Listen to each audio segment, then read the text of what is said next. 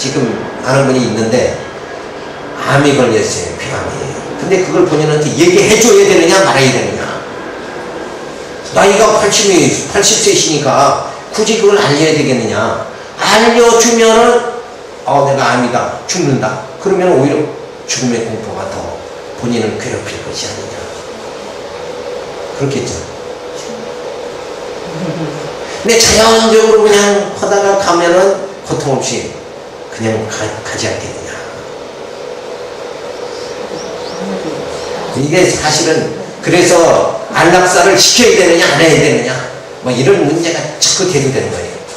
그런데 우리가 신앙 안에서는 영적으로서는 죽는다는 거 산다는 게 빛과 어둠이 일반인 거예요. 아무 관계 없어요. 그잖아요. 우리의 영은 하나님께서 인도해 주신다. 하나님의 세계로 우리의 영은 들어가는 거예요. 그러니까 육체가 뭐 암에 걸렸든 뭐가 걸렸든 이런 게 뭔 관계가 있냐 이거예요. 하나님의 법칙으로 인간은 살다가 죽게 돼 있는 거예요. 네? 그렇잖아요. 누구도 이걸 하나님의 세워놓으신 법칙을 어긴 자가 없잖아요. 그러니까 그렇게 해주시는 건 뭔가 정말 번데기가 털바꿈 해가지고 나비가 되잖아요. 훨훨 날아갈 수 있도록. 그렇게 육체라는 것은 제한적인 거잖아요. 이 제한을 갖다가 벗어버리게 하나님 그렇게 우리를 만드신다. 이걸 생각하시면 이제 우리는 어렸을 때도 그러잖아요. 야, 비행기 날아가는 거 보고 나도 저렇게 막 날아다녔으면 좋겠다. 근데 하나님이 우리의 영을 그렇게 정말 훨훨 날을 수 있도록 죽음도 질병도 어떤 고통도 없이 어떤 시간과 공간과 형상 이런 제한 안 맞도록 막 훨훨 진짜 그게 자유죠. 참 자유함을 누리 있게 만들어 주신다. 근데 우리는 지금 자유하다 그래도 우리는 제한이 얼마나 많아요. 감기만 들어도 골골해야 되죠. 뭐 제한이라는 게 물질 없으면 돈 없으면 또 그냥 고통당해야 되고 그냥 제한이 여기는 인간이 너무 많아요. 근데 이 제한 때 여기서 하나님은 우리를 정말 참 자유케 해주신다. 이걸 생각하면은 그날을 바라보면서 우리는 기뻐할 수가 있는 거죠. 그래서 예수 그리스도의 피로 제사함과 거룩함을 받았으니 하나님의 진노에서 우리가 벗어나게 되어졌다. 그 하나님의 진노가 뭐예요? 진노로 주어진 게 뭐예요? 하나님의 저주, 그것은 바로 우리에게 죄악이 우리에게 주어진 거예요. 죄가 나를 엄습한 거예요. 근데 이 죄가 나와는 이제 뭐예요? 상관없게 되어졌다. 그래서 예수 그리스도 안에서 정죄함이 없느니라 선은 돼버리고 말았어요. 야, 그러면 어떤 분이 질문하자. 그러면 우리가 살다가 또 죄를 지면 그거 어떡합니까? 그거는 그때는 자복하는 거예요. 내가 이렇게 오늘도 또 어리석게 살았습니다. 나의 정말 어리석음을 하나님 앞에 자백하면서 그리고 더 뭐예요?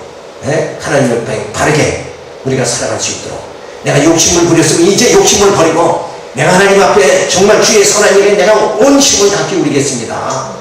이러면서 돌이키는 그런 생활을 하면 되는 거예요.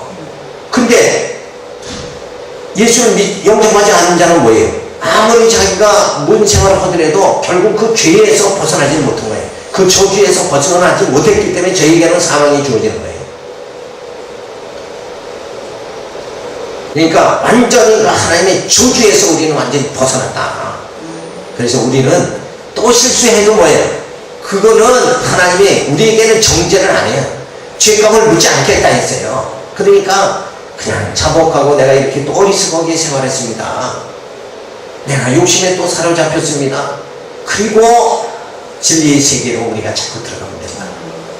그래서 두려움이 없어지는 거예요. 두려움이 없어요. 이 로마서를 바로 깨달으면 죄의식이 다 소멸돼버리고 죄에 대한 두려움이 없게 되는 거예요. 이렇게 집사가 이렇게 생활하다가 천국에 갈 수 있을까? 이거는 진짜 진리를 모르는 사람이에요. 예수 안에서는 뭐예요? 정죄함이 없느니라 선언됐잖아요. 이 자유선언을 받았는데 그거를 그냥 늘 저 이스라엘 백성들이 애굽에서 벗어났어요. 출애굽했는데도 애굽 생각을 맨날 하는 거나 똑같은 거예요. 벗어났다는데 만약에 대통령이 아무리 살인을 저질렀는데도 나라에 경사가 있으면 어떻게 뭐 해줘요? 사면을 해줘요. 그래서 너는 이제 사면이다. 그러면은 죄가 하나도 없어진 거예요. 근데 대통령이 사면해줬는데도 그래서 교도소에서 풀려났어요. 그랬는데도 아니 나는 죄가 있다. 그러고 자꾸 교도소로 들어갈 사람이 누가 있느냐. 그런 바보 같은 사람이 어디 있어요? 아무도 없잖아요. 그러니까 그건 마찬가지예요. 근데 기독교 신앙인들은 하나님이 예수 그리스도 안에 정죄함이 없느니라. 하나님이 사면령을 우리에게 베풀어 줬는데도 불구하고 아니 제3 대통령이 사면령을 베풀어 주면 다시 교도소에 들어가는 사람이 없는데 어떻게 신앙인들은 하나님이 그 전능하신 하나님이 사면령을 내려줬는데도 불구하고 나는 죄인입니다 하고 그냥 맨날 가서 산속에 가서 엎드려져 있는다 이거예요. 그러지 않을 게 없어요.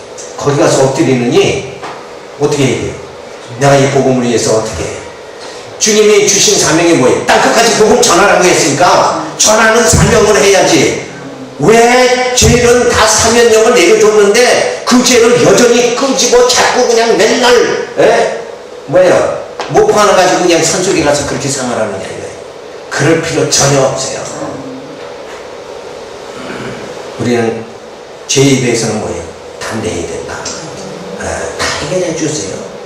왜? 나의 어리석음이 인간은 지금 부활의 몸이 아니니까 온전한 몸이 아니니까 허물이 자꾸 나타날 수밖에 없어요. 보는 것이 범직스러우면 또 사과도 따먹을 수도 있는 거예요. 그렇죠?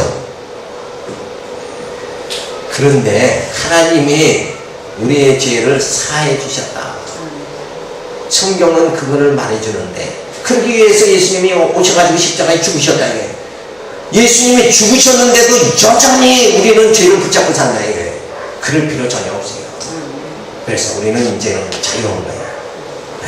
내 육신의 허물이 또 나타난다 할지라도 내가 완벽하니까 나는 의롭다 하고 살아가는 것이 아니라 하나님께서 예수 그리스도를 보내서 그 피로 우리의 죄를 다 사해 주셨기 때문에 우리를 의롭다 해 주셨다 이게. 의롭다고 했는데 나는 죄인이다 이러면 되겠느냐. 하나님이 의롭다고 해 주셨는데 왜 나는 자꾸 죄인이라고 하느냐 이거예요. 이게 무슨 아니냐 이거예요. 애굽을 자꾸 그리워하는 그 이스라엘 백성과 똑같은 심정이다 이거. 그 지긋지긋한 애굽을 그걸 왜 또 그리워하냐 이거예요. 비록 죽을 먹더라도 내가 정말 그 하나님의 사랑 안에서 내가 만족한다 이런 생활을 우리가 해야죠. 내가 몸이 병들어도 하나님께서 나를 이 죄에서 해방시켜 주셨다. 그 죄값으로 주어진 게 다 질병의 고통이고 사망의 고통이잖아요. 그런데 그것을 통해서 나를 연단시켜 주시고 이제 그 죄와 질병과 사망과 전혀 관계없는 신령한 몸을 만들어 가신 거예요 지금. 이런 생각을 지금 얼마나 감사해요. 그래서 아들이 죽으심으로 하나님과 화목이 이루어지고 그의 살으심을 인하여 우리가 구원을 받게 된 것이다. 그러니까 하나님의 진노하심을 벗어나서 하나님과 화목이 이루어져서 구원을 받으니 즐거워하게 되어진다. 이제는 화목이라는 게 뭐예요? 하나님 나를 이제 저주하지 않아요. 죄 가운데 나를 두지 않으신다. 다만 내가 행하는 모든 것이 하나님께서는 뭐예요? 어리석음으로 봐주시는 거예요. 우리 자녀가 5살 먹었어요. 얘가 아무 짓 해도 너 죄인이다 하고 부모가 하는 게 아니라 허물로 봐주는 거예요. 그거는 똑같은 거예요. 자식의 권한을 잊어버리는 게 아니에요. 호적에서 파버리는 게 아니에요. 자식이 실수해도 호적에 파버리지 않아요. 주식을 하다가 몇 천만 원을 없애버려가지고 부모에게 고통을 준다고 할지라도 호적에서 파버리지는 않는다는 거예요. 그러니까 하나님께서 의롭다 해주신 그것을 하나님은 파괴하지 않으신다. 이걸 우리가 성경에서 살펴볼 수가 있죠. 자, 그래서 죄로 우리가 불의했어요. 그래서 우리는 분쟁, 시기, 분당, 방탕하고 탐욕하고 이권으로 살아갈 수밖에 없는 게 우리 내 모습이에요. 이런 모습, 이런 불안정한 모습, 내 모습을 내가 이 땅에서 경험을 계속하면서 하나님께서 하나님의 그 세계를 바라보는 거예요. 미완성의 이 존재이지만 하나님께서 부활의 몸 완성의 존재를 만들어 주신다는 그 소망이 있기 때문에 오늘 내가 이렇게 산다고 할지라도 나 스스로 나를 버릴 필요가 없다는 거예요. 자살할 필요가 없어요. 육신은 이런 모습이다. 내가 내 모습을 보는 거예요. 그래서 우리가 그 소설 중에 까미의 소설 대표적인 게 뭐예요? 이방인이 있잖아요. 이방인이 가다가 사람을 죽입니다. 죽였는데도 불구하고 그게 내가 죽였다는 생각을 안 하는 거예요. 왜? 자기는 지금 두 사람이에요. 두 사람. 자기 안에는 지금 두 형체가 있는 거예요. 하나는 살인을 하는 자기가 있고 하나는 그냥 그렇게 죽였구나 하고 그걸 아무렇지 않게 생각하는 자기가 또 있는 거예요. 그 이중인간이 되는 거예요. 그러니까 우리도 그걸 보면서 그런 거를 보면서 그래서 사도 바울은 뭐예요? 내 속에 악과 선이 있는구나. 내 속에 내가 악에 사로잡힐 때는 악한 나가 존재하는 거예요. 근데 내가 선에 들어가면 선한 마음이 들면 나는 선한 존재가 내 안에서 형성되는 거예요. 그래서 사도 바울은 번민하잖아요. 나는 정말 선하게 살기를 원하는데 악이 내 육체를 범해버리는 거예요. 그래서 나를 그냥 악하게 살게 만드는 거예요. 그래서 그런 거를 이렇게 쫙 보면서 하나님께서 나를 악한 도구로 쓰지 않고 선한 도구로 쓰게 만들어 주시고 귀한 말씀을 듣고 깨닫는 영적 지혜를 내게 주신 걸 생각할 적에 하나님의 인도하심이 너무나도 감사한 거예요. 내가 악에 사로잡혀 보여요. 아니 교도소에 있는 사람만 다 교도소 가는 게 아니라 나도 악에 사로잡히면 바로 어디로 가요? 교도소 집행해야 돼요. 나는 별다른 인생이 아니에요. 그 사람이나 나는 똑같은 거예요. 저 사람은 악에 사로잡혀서 악한 모습이 나타난 것이고 나는 그 악에 사로잡히질 않아가지고 예수 믿으면서 이렇게 정말 하나님 앞에 아름답게 살아가게 만들어 주시는 거고, 인간 자체가 저 사람이 교도소에 있는 사람이 눈이 세 개고 나는 두 개고 이렇게 뭔가 다르다면 그건 인정할 수밖에 없죠. 근데 다 똑같아요. 그 사람이 뭐 눈 두 개 달리고 나도 눈 두 개, 코 하나고 나도 똑같잖아요. 다른 게 뭐가 있냐 이게. 근데 다만 그 사람은 악의 도구가 된 거고 나는 선한 도구가 되어졌다.